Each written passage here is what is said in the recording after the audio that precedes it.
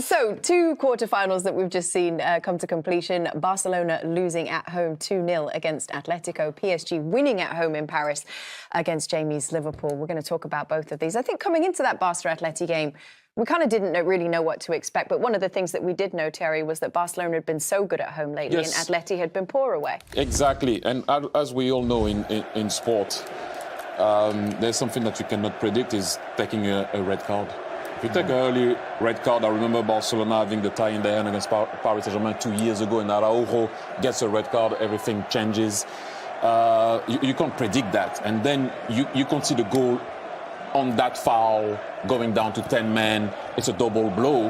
And then obviously Solot goes and make it 2-0. Lamine Yamal was outstanding, trying to force things in. Dani Olmo wasn't bad also. But again, like I said to you before, it's not so much it's where it happened that I'm surprised, not how it happened. And I will explain later on. Rashford did okay as well, Thierry? Rashford also was good at the very beginning when they were still 11v11, but Rashford should finish that. I don't know why every time he goes for power in this type of situation, he always go for laces. Hey, side foot open, it's over. But obviously it's easy to talk here when you're sitting at the desk. But this is the big moment of the game that's completely changed the tie. Kubasi there. Again, we talk about the high line with Barcelona. Kubasi doesn't run back initially to get himself the right side of the attacking player. And we finally got to the right decision from the referee and the officials. And that's one blow, isn't it? Getting the red card. But an even bigger blow comes right away. Did anybody have any issue with that, with the red card? No, it was a red card. Whatsoever. It's harsh because he tries to jump out the way, but he still makes contact. We all call it the Reds, even when the Reds gave a yellow at the very first start, because they went to VAR to check. And if you stop someone like that, and I know it doesn't look like he did it on purpose, we all know that, but you're stopping a clear goal scoring opportunity. There was kind of an unusual incident that I want to look at with you, Actually, Thierry. not so unusual when you think about it, because... No, I'm not having a go at Kate. I'm just saying because it happened before. That's just a fact. Look, as we're going to see here, the goalkeeper gave the ball and started to play, obviously, on a goal kick, and he put his hand on the ball. That's a penalty. We've seen that before with Arsenal. That wasn't called, and because everyone was vocal about Arsenal not as you all remember, not conceding a penalty against Bayern, and it was a penalty. Boom. The year after, unfortunately for Tyrone Mings, he couldn't get away with it. So that was the first mistake. And nobody knew, whatever. People were talking. Is it a pen? It was a pen on the day. I think there was a big stink about this afterwards. I don't want a penalty given for that. I know, but that's the rule. I know. No, but it is officially the rule. What I'm saying is, I remember after that's why I was asking about the Arsenal one first and foremost. I think there was a big stink about that. If that situation happens again, that it's not given as a penalty. Have I got that right, or do we need to get Christina in? No, but what would it not? If you put the ball down, the ball is in play, right? No, I get if I pass it to you and you put your hand on it. No, I know, but we know he's not deliberately putting his hand on it to stop her. It's like a... But I mean... He technically deliberately put his hand on it. The thing is, though, it stops how you want to press as well, because you can see him that was ready to go and then they stopped. But I take your point, Jamie, but... Sometimes they want to take the goal kick from the wide area. It's not trying to gain an advantage. The ref blew the whistle. So if the ref blow the whistle, it's not. If the ref doesn't blow the whistle and I pass the ball and you put your hand, it's no problem, right? The ref blow the whistle. If you put your hand on it, it's a pen. Let's go back to the one we saw. I'm happy it wasn't given as a pen. No, I get that. Let's go back to the one we saw in the game today. Christina Uncle. Christina! Our rules expert. Right decision, wrong decision. I still think it's a right decision. I mean, we were talking about, the Gabriel penalty in the Arsenal Bayern. And it really comes down to, and it's a thing that we talk about all the time, is, common sense and this concept of context. So, Titi, you'd hit on the head. Is this technically, and could you, by the law, be supportive to say it's a penalty kick? The answer is yes. But then now let's go into the spirit of the law and context and impact. Right. So here he's not taking away any kind of advantage from anyone pressing. No one's pressing in this situation. They're standing on the top. I heard you say it might shift where they're changing from left to right. how quickly and how in such a small area that they do it that in. Take a look. None of the pressure, none of the shift, the moment from the left to the right even changed or occurred in that side. So this is one where I'm still on the team of the side that says, don't call this, because when you put it into context, there is no impact. There is no advantage being taken away from the other team. No defender would do this on purpose, right, with intent or being deliberate about putting their hand to give an easy penalty kick for this. And because of all of that, I'm still on team no penalty kick for this decision. So, Christina, let me ask you a question. I usually don't ask questions. So you remember, No, I think it was 4 years ago when I talk about referees having common sense. I don't know if you remember. Oh, I when definitely asked remember that that it one. would be great if referees have common sense. Do you remember? She said, yeah. Okay. Oh, I 100% remember Okay, the cool. common sense one. And then you Yes. said to me, the law is the law. But today, What situation was that, though? oh, whatever So it was. context matters. It's common sense. It was a football thing that we all agreed here. We said, remember, we said ex-footballers said that if you played the game, you remember, people got offended even, that if you have the common sense of an ex-football player, I'm sure you remember that, we said that it shouldn't be a foul or whatever it was, or a penalty, and you said the law is the law. But today, which I don't mind, by the way, understand me well, I don't mind.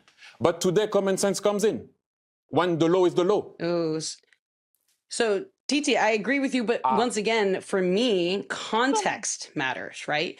So when we say common sense, everything's not black and white. The one thing that everyone here can agree on is offside. Technically, if you're offside by even a tenth of an inch, you're offside. And there's big conversations with VAR about whether we take away technical arguments out of the game, because it takes away from the love of the game. It takes away from the passion. It takes away from common sense. So here in these types of situations, context does matter, because in this situation, if prevailing and if everyone does not want to see that as a penalty kick, then we do have within the spirit of the laws to be able to say that one in this context, no one's going to fight us in. Whatever situation, I do remember the conversation, but I don't remember the context of that one. It was a if pen, it's I foul think. discrimination. I think it was a pen. Yeah, if pen it's or a foul something like that. discrimination, if it's a contact, yeah, that one's a bit different, because now that's so much more subjective versus right. this one. So when the okay, so context, so the referee blows the whistle, you pass it to someone, you put your hand on it, there is common sense on that. All right, okay. Not just so I know, next time when I do a No worries. It's called the art of officiating. Another game, I do prefer common sense. And by the way, I prefer that. I just want to know when common sense kick in or not over the law.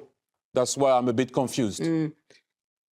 No, I can see that, but it's the art of officiating. And that's the difference, right? You guys as ex-footballers, you knew you had, Colina, right? And you all loved Colina, because guess what? He didn't referee black and white. He didn't referee like a robot. He refereed with feeling, with common sense, with personality. And that's where we've had to go a little bit further away from that, because there's more cameras on the game. There's more technology. It's turning more black and white, not because the referees choose, but because it's demanded by the stakeholders. That's where we are losing a little bit of that feel in the game from the officiating standpoint, but not because the referees don't want to do that, because the modern game is demanding that. This one went a bit deeper than I expected. I'm not sure. We've spent enough time. I'm not sure with that, because the biggest killer of modern day football is VAR, when someone's offside by a toenail. But Christina said that. Yeah, I know, but I'm saying, so if the law is the law, surely you have to uphold the law, regardless if it's common sense or not. It's not about whether it's handball. There's obviously a little mix-up. What I'm saying is, would you like to see the Champions League final decided on that? No, I'm not. I wouldn't. But that's a different point, and that's why I said I agree with you. What I'm saying is, it's... Yeah, but when do you decide to uphold the law, and when do you decide not to? It's obviously a mix-up. He's not trying to gain any advantage, and he's not even trying to waste time, because when you look, the defender puts the ball down with his hand straight, and he passes it straight away. It's not like listen, you can make an argument both ways. I think if a big game got decided on something like that, when it's a mix-up, no one's gained an advantage. No one's gained an advantage at all. Atletico Madrid haven't gained an advantage in sort of the play. I just think, for me, I'm with Christina on terms of, like, the spirit of the game. Almost. I mean, you keep talking about Kalina there, Christina, but obviously in England we have Howard Webb, who's almost like in charge of the referees, and he uses a phrase that I actually like at times. So you can have the rule book, but he uses a phrase that in certain decisions the game doesn't want it. That he almost uses that line. That even though you've got a referee, it's like we might think there's a decision, but the whole game feels like something. It just doesn't feel. It feels wrong. If you understand what I mean, that's a line he uses, and I think that's what is that what you're trying to say there, Christina, in terms of a feel for the game. Do you think there'd be an outcry in the from supporters or neutral clubs if a decision like that decided a huge football game? I mean, one side of the group will love it and the other side would hate it. Exactly. But this is where I kind of really lean into it. And it's always been in the laws of the game. It's called the spirit of the game. And that's what we mean by touch. That's what we mean by feel. That's what we mean by the art of refereeing. You can bend the laws from time to time a little bit when we talk about the subjective gray areas, but you can never rip the laws. Right. Christina, we always appreciate you coming on and knowing that your opinion may not be popular, but it's good to hear it explained. Hey, always man, good to see you. Christina. Go for it. Thanks, Kate. You guys are popular. We love you all. Love you. See you soon. I do want to take us over to Hansi Flick, who's spoken to Guillaume Balaguer, because I think it's kind of on this theme as well. So let's listen into Hansi Flick. And I think also they deserve the red card. The goalkeeper plays the ball. It's clear play.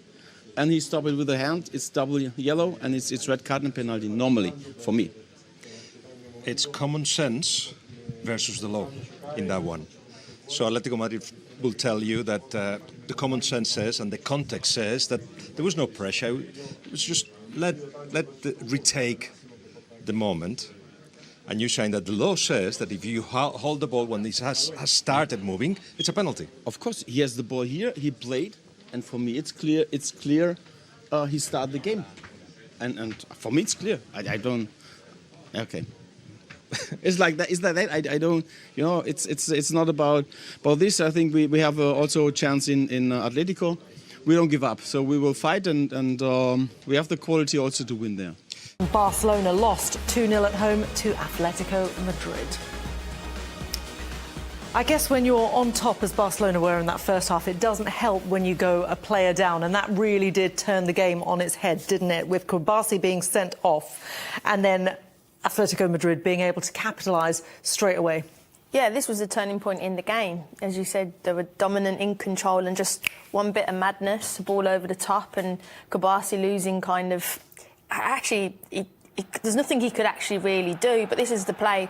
Alvarez is absolutely brilliant in the build-up to this, and it's just a through ball over the top there, and then the tanglement of legs there, and Simeone goes down, and of course referee was unsure at first, gave a yellow, but the right decision in the end, wasn't it, Joe? Yeah, I mean, you have to get punished for bad defending, and Kubasi just sleeps for a split second. He gets the wrong side of it. It's just clumsy. I'll describe that as clumsy. And, you know, I don't think he is a very good player, but I don't think he's cute enough to try and think he's clipping his legs and then going to pretend he didn't mean it. He just got it tangled up, and there's Simeone, like his old man, calling for the red card. You know, a good family tradition. Imagine playing Monopoly around the Simeone's house. My goodness. Yeah. Well, it came to pass, and you know, and there was a free kick that came along, and who else but Julian Alvarez with an incredible strike. Actually, let's take a look at it. Pure precision, this. Yeah, superb. He's a real talent, this lad. I think Manchester City have missed him ever since he walked out the door. He's just takes a slight deflection and lifts it, and just that trajectory there, that put a top spin, put extra bit of top spin, makes it dip just away from Garcia's hand. I think he gets his feet a bit muddled here. I do. I think he second guesses it when there's that little jink. So, but it's a wonderful free kick, and I love watching this kid play football. Yeah. He's brilliant. He couldn't get a look in with Haaland. He was always deputising for Haaland. Yeah. He now has 9 Champions League goals in 12 games this season. That's more than any other Atleti player ever in the history, not even at the quarter-final stage, but just in the Champions League alone in one season. And he's linked with Barcelona move as well, isn't he? Yeah. So, yeah, interesting. I think he's the most complete centre-forward in football at the moment in terms of everything. He can link, he can run in behind, his work ethic, he can take set pieces. He has got it all as a centre-forward. Yeah. Well, he's certainly proving his worth, isn't he, at the moment? How about this really crazy moment? I want to go through this with you guys. Mark Pubil came on in the first half as a sub. He was already on a yellow card at this particular point, but let's take a look at this incident. We've seen it before, and we're going to show you in another instance. The keeper passes it to his player handles the ball and passes it back. The referee has not done anything here. Yeah, and this is really interesting because the rule says that it is an offence if a player touches the ball with his hand, his or her hand, when the ball is in play. Now, if the keeper has kicked it to the player, the ball is officially in play, right, Jake? Yeah, absolutely.